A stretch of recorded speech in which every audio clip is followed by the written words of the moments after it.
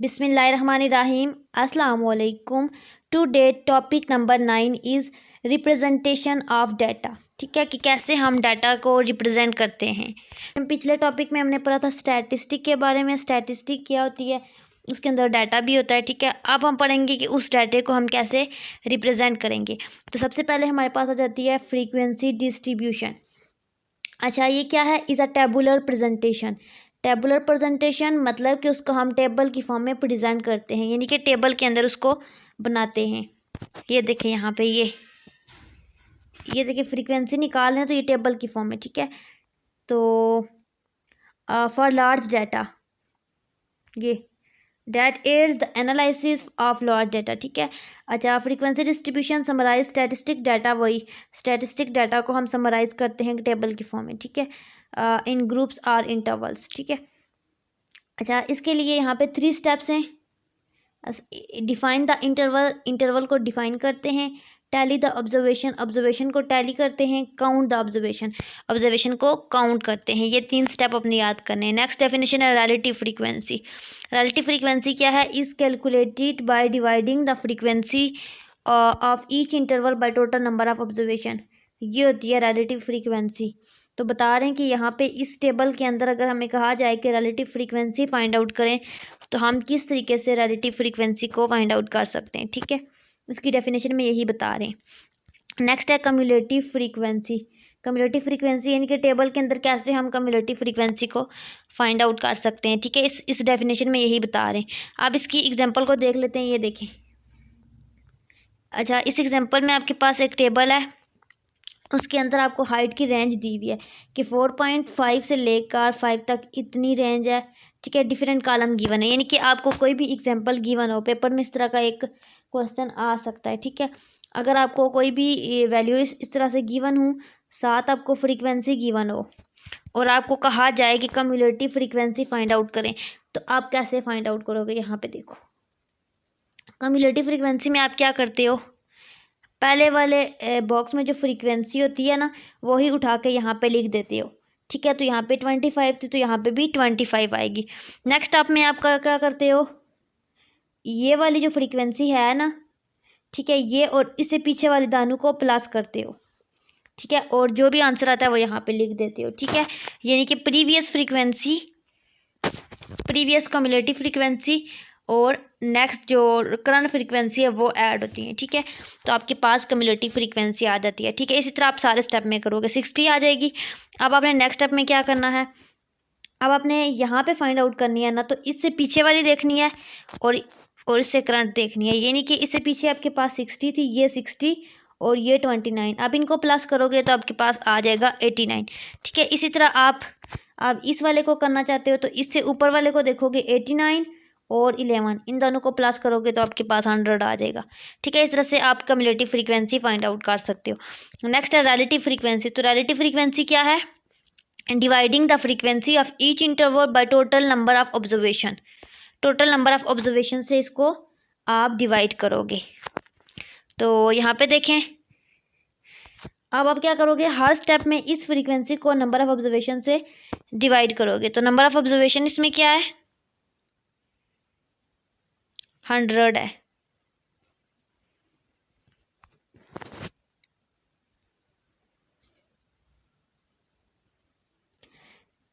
इन सारों को प्लस करोगे तो आपके पास आएगी टोटल, और टोटल आपके पास आएगी 100। अब आप इस 100 को सबसे डिवाइड करोगे, तो 100 डिवाइडेड बाय 25 करोगे तो आपके पास 0.25 आ जाएगा। ठीक है, अब नेक्स्ट स्टेप में आप 35 डिवाइडेड बाय 100 करोगे तो 0.35 आ जाएगा। ठीक है, इस तरह नेक्स्ट स्टेप में आप 29 डिवाइडेड बाय 100 करोगे तो 0.29 आ जाएगा।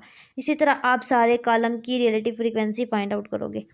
नेक्स्ट है कम्युलेटिव रिलेटिव फ्रीक्वेंसी। अब यहाँ पे देखें, कम्युलेटिव में मैंने आपको क्या बताया, क्या करते हैं वर्ड कम्युलेटिव में, जिस चीज़ की फाइंड आउट करते हो वो लिखते हो और उससे पीछे वाली, तो यहाँ पे पीछे वाली कुछ भी नहीं है, यानी कि यही लिखोगे। ठीक है, और अब आप देखो रिलेटिव फ्रीक्वेंसी है ना, तो रिलेटिव फ्रीक्वेंसी वाले से कंपेयर करोगे। ठीक है, और उसका कम्युलेटिव फाइंड आउट करोगे।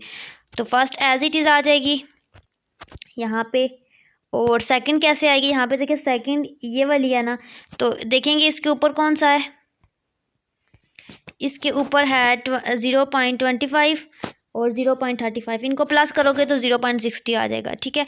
इसी तरह आप नेक्स्ट ब्लॉक के लिए 0.60 और 0.29 को लोगे तो आपके पास 1.89 आ जाएगी, ठीक है। इस 0.89 आ जाएगी, ठीक है। इसी तरह अब आप इसको और इसको प्लस करोगे तो आपके पास 101 आ जाएगी, ठीक है। इस तरह से आप cumulative relative frequency find out कर सकते हो।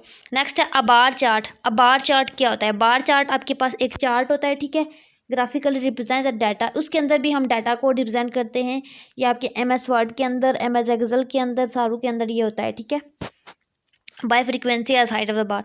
अच्छा, इसमें आप डाटा को लिखते हो। अच्छा, ये जो काम सारा किया है, ये सारा क्या है? ये आपके पास फैक्ट, फिगर, नंबर, ये सारे आपके पास डाटा होते हैं।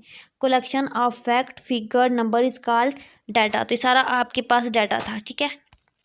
तो कह रहे हैं कि अब आप इस डाटे को सारे को आप बार चार्ट के अंदर भी रिप्रेजेंट कर सकते हो। देखिए बार चार्ट क्या होता है। अच्छा, ये एग्जांपल है एक, इसमें ग्राफ है।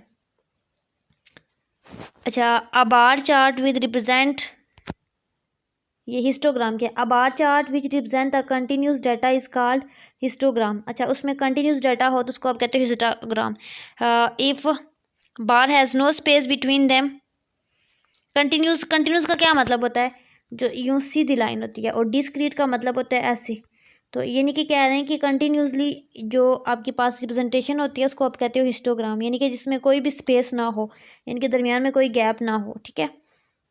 उसके बाद आता है the area of each bar is proportional to frequency.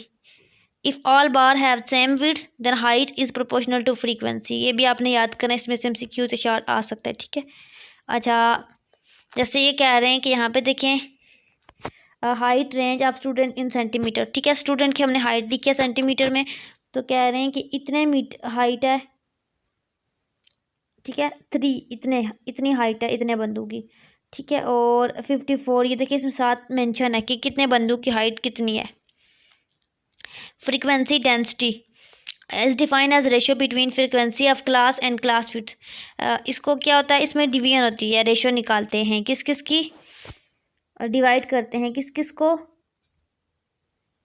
Frequency of class, ये देखें ये फार्मूला है, फ्रीक्वेंसी डेंसिटी का ये फार्मूला आना चाहिए, उसकी डेफिनेशन।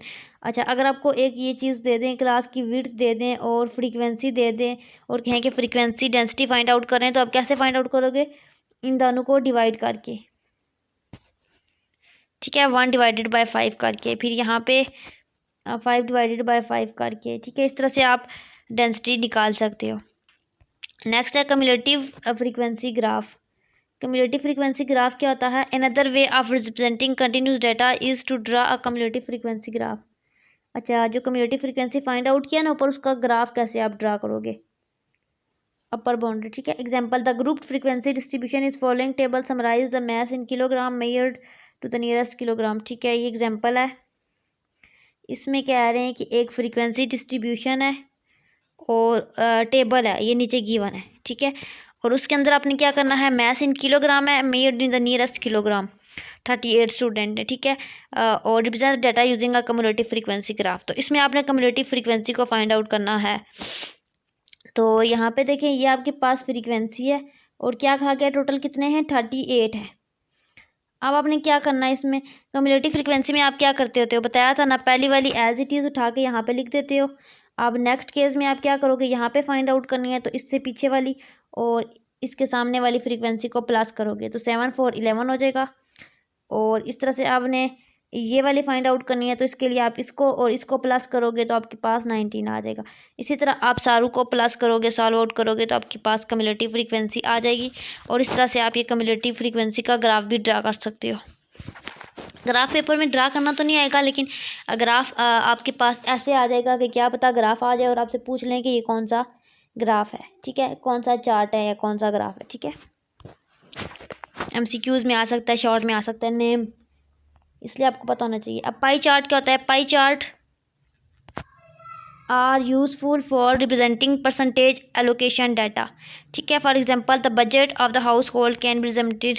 अच्छा, ये भी एक चार्ट की टाइप होती है, इसको ज़्यादा डीपली पढ़ने की जरूरत नहीं है, बस आपको पता होना चाहिए पाई चार्ट क्या होता है, सर्कल ग्राफ क्या होता है। इनकी डेफिनेशन। अच्छा, इसमें आपके पास गिटार, ये एक एग्जांपल है, इसमें इंस्ट्रूमेंट है और उसमें बता रहे हैं कि कितने पीपल के पास ये है। तो इसको कैसे आप बनाओगे? तो यहाँ पे ये आपको करना क्या होता है, एमएस वर्ड के अंदर जाके सारा कॉलम सेलेक्ट करके ना, ये बना के इसको सिलेक्ट करके जब आप लिखते हो बार चार्ट, तो वो आपके पास आ जाता है। ये होता है आपके पास बार चार्ट, सर्कल सा होता है और उसके अंदर यूँ लाइंस होती हैं, और जितने परसेंट, ये 100% होता है टोटल, ठीक है। और इसमें से 39% एक कलर में हो जाएगा, गिटार और ये वायलिन, ये सारा, ठीक है।